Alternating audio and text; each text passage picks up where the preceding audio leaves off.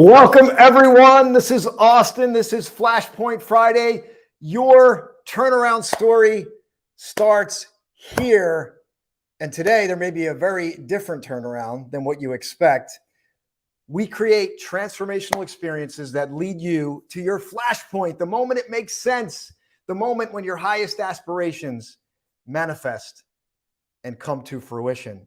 And it starts right here, and it starts right now. Today is September the 10th, and I want to tell you right off the bat, we have a very special presentation at the end to honor September 11th. Can you believe it's been 20 years?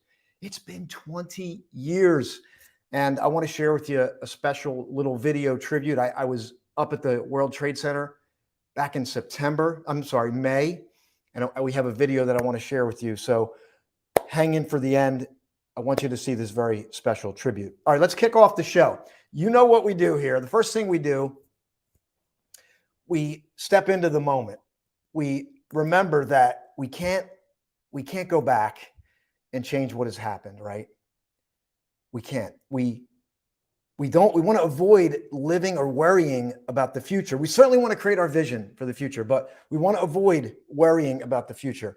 We want to dial in right here. And if you clicked on this, whether you're getting it live or on the playback, you're right here. So make an intention that you're going to get something today, because if you're somebody who has some clutter in your place and you want to deal with that, we're going to get to that today. The other thing we highlight is the Thomas Edison light bulb. This is an exact replica of the Thomas Edison light bulb. I was up at the very spot this light bulb was invented, and it was in existence for 100 years. But as the story goes, 10,000 attempts, 10,000 times to successfully create the way the light bulb wouldn't work. So that's a reminder to stay at it, And then we have the cowbell. I want your shares today, because the cowbell is to highlight the great moments, your shares, aha moments throughout the show. All right, here we go. I love my cluttered space. It absolutely keeps me inspired. Said no one ever. But as you're going to find out, there's more to the story. I am so honored and privileged to have clutter expert Mel Mason with us today. And before I bring Mel on, I learned about Mel recently. She kind of popped up here and there on my social media, and I had some people that know her and just said great things about Mel. But you're going to hear her story. But she found herself in a really dark place, very chaotic. You're going to hear about a dark moment of the soul, and where she realized in her journey that her outer world being like buried by clutter was a reflection of what was internal. And in working with, I know, hundreds, if not thousands of clients in the past 20 years, what she found out is that what was happening on the inside is it just keeps repeating itself. So whatever's happening inside keeps repeating itself on the outside. And you're also going to learn about an awesome summit that we have coming up. So what I want you to do for me right now is help me welcome the very special guest for this Flashpoint Friday, Ms. Mel Mason. Austin, thanks so much. It's such a privilege and an honor to be here with you, and such an honor and a privilege to know you and be connected with you. And I thank you so much. I'm excited about this today, what we're going to cover, and also what's coming up that we're excited to share how powerful this event is coming up. But what I want to do is I want my audience to really learn about you, because I tell you what, I know in many conversations, Mel, people talk about clutter. You know, they walk in, one day I'm going to get this done. One day I'm going to get this office done. One day I'm going to clean up this space. And what I love about this, what's going to happen today, you're going to get to the root. I believe that's what we're going to do today. We want this to be like a permanent thing, not just temporary. Yeah, so stuff is just a symptom, my friend. Just a symptom, right? So I would love you to talk about maybe the surface level stuff of what you do, and then I want you to share your story. I want you to share your story about like where this all, because you've been at this for 20 years, right?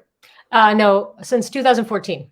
So 14, okay. Yeah, what is that? I'm almost 9 years, I think. I think January will be 9 years, I think. 9 years. Okay, so 9 years in, and you've had some incredible insights.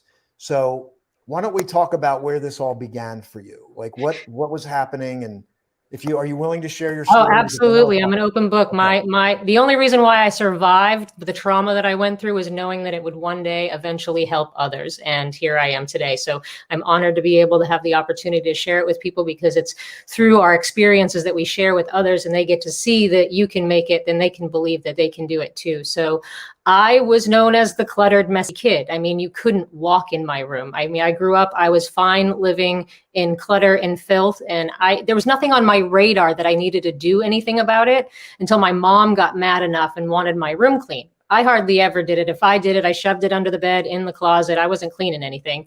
But when she did it, she'd do it the way she liked it. She got it the way she wanted. But what would inevitably happen is it would go right back to the way that it was, because I didn't realize at the time that my outside only matched my inside, because all growing up, I experienced a shit ton of trauma and loss. My parents separated when I was 4, tons of sexual traumas happened from multiple different perpetrators. And then by the age of 15, all that happened before 15. Then at the age of 15, I experienced what I consider to be the dark night of my soul. I lost my older brother to suicide while I was living with him. I was the one who discovered his body. And in the same moment, this cluttered, messy 15-year-old inherited all of her brother's stuff.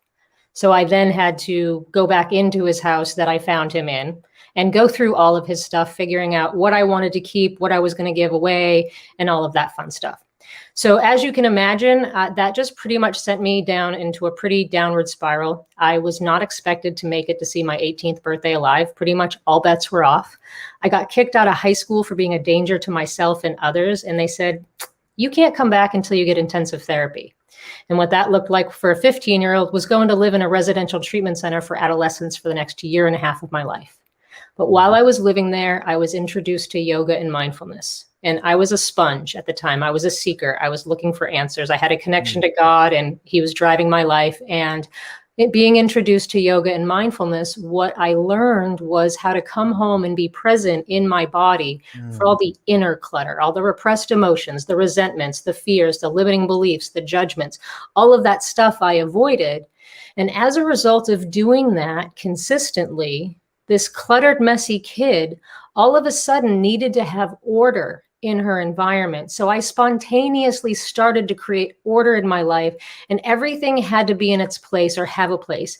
Now, I didn't let go of all my stuff at all of once, all the attachments to things, but that need for order and clean, clear space shifted in without about a year. And then I had a long, windy journey to get to the point where I realized that I was going to do this as a business. I started my own business in 2014, watching the show Hoarders and standing there with the loving to create order out of chaos and a background in energy healing, being absolutely horrified by what they do, tearing everything away from someone in such a short amount of time. And it made me want to create a company that helped people first not get to that point in the first place, but also keep the clutter from coming back. Because if you don't address the root, it always comes back. Just like the diets, the weight comes back, you stay in the toxic relationships, the debt doesn't go away. It's all the same internal stuff. Wow. So sounds like you went internal through this process. Yeah. Sounds like you were spiritually connected. I mean, this sounds great, Mel, but how like, okay, you had this epiphany, you went to this, you got mindful, but how does somebody do that? Like, how do you, and I know this is your program, but I want to understand, like, what, because I know so many people. And I'll tell you, full transparency, if I want to know how my internal world is, all I need to do is look around. Yeah. That's all I need to do. When I look around, I have an awareness. I need to fix something. Yeah. But I'm not an expert at it. That's why we need you. So how does somebody do this? What would you say to somebody to have this? Yeah. First and foremost, because the outside is a mirror of the inside, all clutter accumulates ultimately because we're unwilling to look at it. So we literally are turning our attention away. That's the simple action that we're doing. It's avoidance energy. And so the solution, because the outside is a mirror of the inside, that avoidance of what's going on out there is just a mirror reflection of your avoidance of yourself. Like you're just avoiding you. So that's ultimately all that's happening with clutter accumulating, weight coming on, toxic relationships. It simply comes down to avoidance. It's that simple. It's not complicated. So there's one simple solution. you begin to turn towards yourself. And you start by just taking 5 minutes a day. All I did was 5 minutes a day where I literally just sat down and I brought my attention within and I started paying attention to my body sensations, the thoughts that I was thinking, the feelings I was feeling, the sounds I was hearing, the smells I was smelling, whatever was showing up in the moment. I became fully present, like you were talking to. We only have this moment, fully present for it. And by being fully present for it and being able to witness it and be like, oh, sadness, there you are. I see you, instead of, oh, sadness. Oh, shoot, no, get back down. By just simply acknowledging and saying, hi, it disappears, it goes away. And once it leaves, it makes space. And because the outside's a mirror of the inside, you start to make space outside effortlessly without forcing yourself to do it. It's a cowbell moment right there. And it's amazing how we can find the profound in the simple. And as you're speaking, and I'm processing this, and by the way, I want to grab our audience shares here in a minute. We got some great folks joining us today. So welcome, everyone. We're glad you're here. If you came to get decluttered, you came to the right space. I also want to find out the difference between cluttering and hoarding. But what's really glaring to me, Mel, is the turning toward. Yeah. How powerful that is. Yeah. And you're so right. And how often do we just metaphorically, we don't open the closet door anymore. Right? We don't even know what's in there anymore. We found a cassette from 1986, it was the Jay Giles band or something. But I guess because this to me is not just about clutter. This is about life. It's about how do we reach more people and get them to go like this? Like, we can't grab them by the head, right? How do we wish we could. We wish, right? We want, because we want it. Sometimes we want it. We want it so bad for somebody. We want it so bad for them. But I guess is, how do we get them to turn their head and look at it? Because it's painful. It's uncomfortable. I don't want to see it. I don't want to look. It's like that pain of like, I don't want to see it. Yeah. Well, what about the pain of the people that have to deal with it after you go? Do you really want your loved ones to have to go through every item you've hung on to for all of those years, your entire estate? Do you really want to leave that to your loved ones to do? It's interesting. You said that, because I know people that have that. And I wonder if there's a point where you have this emotional mode of operation where you're not looking, or you're accumulating. Maybe you have fear of loss and you're accumulating, and then you get to the point maybe where you don't care anymore, but then you don't want to go back through it. There's too much pain to like go back and let it go. So, and maybe this points to the difference. Maybe you can speak to this. Is there a difference between clutter and hoarding? Because to me, I'm like, God, I got clutter here.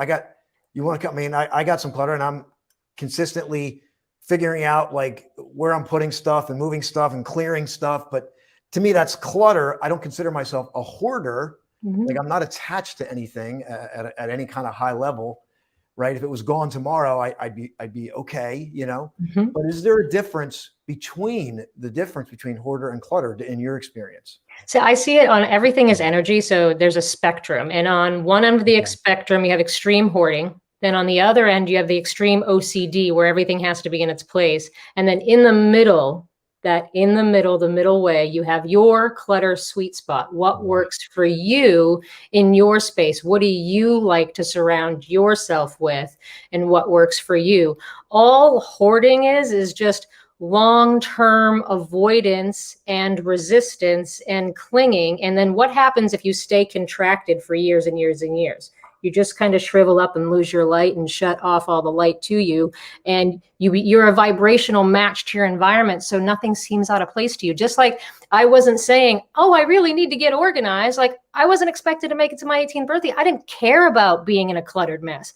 It wasn't until I turned my attention towards myself and started making space inside that something wanted to change. But I didn't even know it was a problem. Yeah, let's take a moment to honor our guest. Daphne's saying powerful insights. Everyone needs this message. I agree. Oh my gosh, I agree. Everyone needs this message. You know somebody in your life that is having this stuff build up, inside, outside. So Mel, these are really gold gems. I also want to grab that. I actually typed in avoidance energy. You said, and maybe it's another way to say denial. We don't want to look, right? It's avoidance energy. And I would want to say, if that's you, maybe you can reach out to Mel or myself. Maybe we can lock arms and like do it together, right? So you're not alone. Maybe there's a way where you can start to look at this thing. And it's super simple. Like you can only be in two states. So there's only ever two states of being we're in. We're either contracted and resisting or clinging, like in a contracted state, or allowing. There's no in between. It's just allowing or contracting. So you're either resisting the moment and saying no to the universe, like I don't need you, my hands are busy, or you're allowing and open and saying yes. That's it. Those are the only two states everything reduces down to.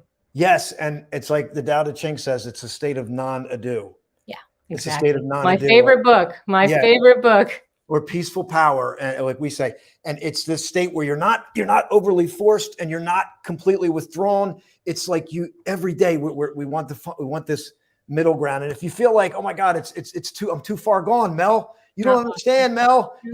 You don't understand. I got 85-year-olds with 40, 50 plus years of clutter working with me, having amazing results. So yeah, that's what I want to ask you, because I need to transition here a little bit. But what was you have like a worst case client that it was like no hope for this person, right? Like, do you have somebody like that you worked with? Yeah, I mean, I work with a lot of cases like that. And what the beauty is that I get to see is that as you begin to make the space in your life, it's so different for everybody, their journey, because it's not just the clutter that gets affected. You get new awarenesses, new insight. You begin to release weight. You start to feel happier. You have more financial abundance come into your life. All those things start to happen. So I have one client that is, beating herself up so much that she's not where my other clients are in regards to the clutter, but she's released a ton of weight, is happier, and made it through breast cancer. Like, walked through breast cancer and is shedding weight and happy. Wow. That's powerful. I really love this because it's such a powerful way to release and to get clear on like what's really important to me. And I want to go back and just highlight the fact that you said, I began to just get present, right? I began to get in a state of observation. Yes. Right. And through this journey, it's like this whole thing was unlocked. And then you wanted this order. I don't know about you, but order inspires me, Austin. It inspires me. When I can get order and I can create a system or something, I get so incredibly inspired. And that's why I love the work that you're doing. And let's shift and talk about, because by the way, everyone, we have a credible summit coming up that I'm going to ask Mel to speak about. And I have a 9/11 memorial that I've prepared. I was up at the site in May of this year, and I want to share it with you, with me. And I want to put a disclaimer. There is a couple seconds in the beginning where you see the happening, but it's only a couple seconds. The rest is all a memorial. So I just want to put that out there for everyone so you understand where we're coming from. But Mel, let's talk about what we have coming up, and we're excited, and I'm honored and excited to be sharing this space with you and some incredible folks. So yeah, I'm super excited about it. Thanks for the opportunity. It's your birthright to be thriving in every area of your life. Clutter is anything that gets in the way of that. And so what I do is I put on these online events, mini conferences, big summits. And this time I'm putting on the largest live conference that I've ever put on. It's a 5-day live conference. Austin is going to be one of my amazing experts. It's called Dare to Thrive. The conference is so amazing. It doesn't even need a tagline. It's all about thriving in every area of your life. Money experts, fitness experts, you name it, turning around your life, all kinds of experts. I have 29 right now, and it's completely free. You get a free seat, get to see Austin and 28 other incredible experts sharing their personal stories, their struggles they've overcome, and their secrets and tactics that they use to continue to thrive in every area of their lives so that you can do it too. Mel, you are amazing, and I can tell because I could tell by the way you handled this, how I could just sense it, and I'm really honored. Do you want to share some of the names of the people that'll be speaking? Do you have anybody off the top Yeah, of your head? absolutely. We got Forbes Riley, Laurel Langmeyer, Eric Swanson with Habitude Warriors, getting your habits and attitudes in alignment, Marcy Newman, Moira Shepherd, and so many more. I can't even remember half of them now. There's so many. There's And so I was many. so blessed at how fast they all came in. Yeah. So everyone, if you want, there's a link at the bottom there. You can see it, daretothrive.net. Let's see. Did I copy and paste that? Yes, I did. Woo! Yep. I did it. Woo! Cowbell. Woohoo! Technology's It's probably working. coming up in the YouTube link, but I'll make sure you get the link. Mandy, you made it. Mandy's one of our great people in our Flashpoint community. Hey, Amazing Mandy. legacy writer. Daniela, let me grab a couple shares Hey, here. Daniela. I believe everything has its place. I have to have things in order. I don't consider myself OCD, just organized. Okay. Yep. That's perfect. People love order. Here's the deal, that whatever you call it, God, source, creator, it's in you, right? Well, Yes. that power created order out of the Big Bang. Yes. Don't you think you have the power to create order within you once you remove the interference? State of connection. Non-resistance might be the most difficult place for us to get, which is exactly in this moment. And it's that non-ado. And I believe, and I'll tell you, I'll just speak for me. Like right now, I'm at a stage where I'm letting things go to just what's most important in your life. You know, what is most important, and really begin from that place. And if everything else were to disappear tomorrow, are you okay? Yeah. Are you grateful? You know, so beautiful, great things. So what I'm going to do right now, Mel, is there any way that people can connect directly to you? Let's say they say, you know what, I like the Dare to Thrive. I'm going to go, but I want to connect to Mel right now because I've been struggling with this for a decade, for 20 years. And I'm finally realizing that my 10,000 ways aren't working and I need an expert in my space, like today. Yeah. Best way is just to reach out via email at info@decluttering-spaces.com. That comes directly to me. So maybe somebody can type that in, info@decluttering-spaces.com. That will go directly to Mel. Yep. And then on my website, there's a little pop-up box. It'll say contact me, and you just reach out, give me a message, and I'll get back in touch with you. Okay. Mel, thank you so much for being here with me today. It's an honor. I'm going to transition now. We have the 9/11 Memorial. You're free to hang in if you want to watch that. I want to see it for sure. The 9/11 Memorial. And then I have a quote of the week. And then we also have an author summit we're going to be doing this weekend. All right, everyone. So stay with me. Here's the memorial. We're going to put that on right now. Eventually. See, we're working on production team too. Yes. Okay. Technology, fun stuff. Absolutely. All right. I'm going to remove you, Mel. Remove me. September 11th, 2001, the World Trade Center was attacked. It became known as Ground Zero. After years of hard work and rebuilding, the entire site has been transformed into one of beauty and of remembrance. At its heart is the National 9/11 Memorial. Millions of visitors from all around the world come to this site to pay their respects each year.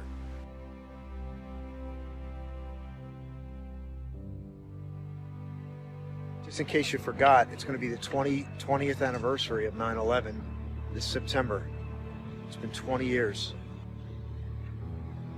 The New York City Fire Department members who made the supreme sacrifice in the performance of duty at the World Trade Center on September 11th.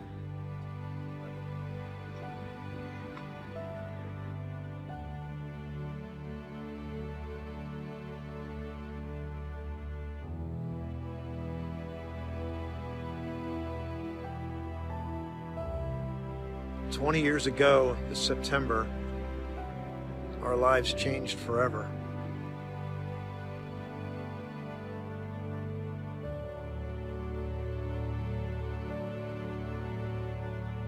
May we never forget." And I think the other message, at least for me,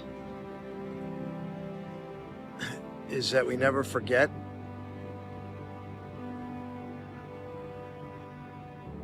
and that we remember how fragile life is, and that may death and loss drive us more into life.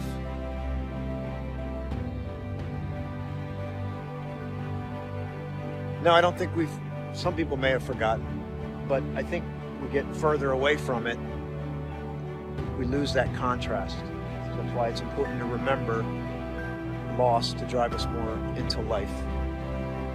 And it's also symbolic that no matter what seems to be lost, there's always a counter, there's a resurrection, there's a rebirth. The New World Trade Center. Behind me, this way, is the memorial. It doesn't replace what is lost, but it's a symbol that, there's new life, there's growth, there's new beginning, there's new chapters, it's new, and it's about embracing all of it, as hard as it and painful as it can be, especially with something like this on such a grand scale.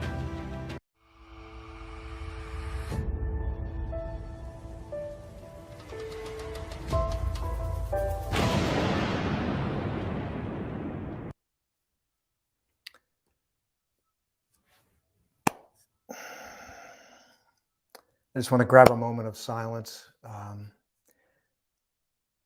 Right now, if you would just bow your head, say a prayer, do whatever's important for you just for a moment. And then I'm going to come back on here in about 30 seconds.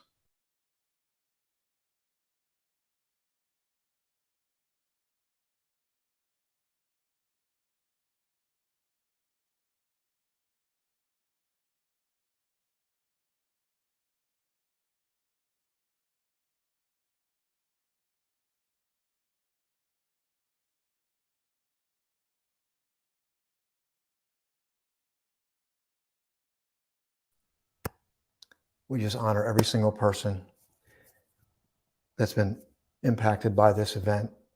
20 years later, the residual effect still continues, right? So I want to echo what I said on the video when I was there, because I have chills all over being there. It's like, can't even put it into words, but whatever loss you've experienced, let it drive you more into life.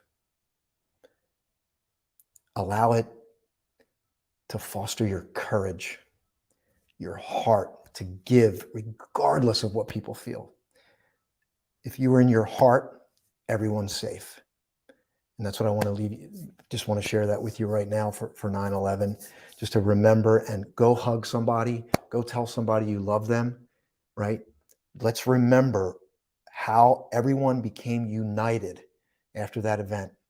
It's as if the world united, and in the middle right now, when there's so much division, so many different beliefs about what you should and shouldn't do, and with whatever the topic of the flavor of the month is in the news, let's remember how united we all became when we were faced with a tragedy that was so horrific and so blinding, we couldn't even comprehend it. And obviously, I want to take a moment to honor everybody that was impacted. I happen to highlight the New York area because I was up there, but we know the Pentagon, all the other areas that were impacted. We honor everybody. So what I want to do is to close out this episode. I want to thank Mel again for joining us. Mel, thank you so much for being with us. Make sure you connect with Mel or connect with the Dare to Thrive. And then I'm just going to share the quote of the week as we go out. This quote was something that came up in our private group, and I thought I wanted to share it now. Here we go.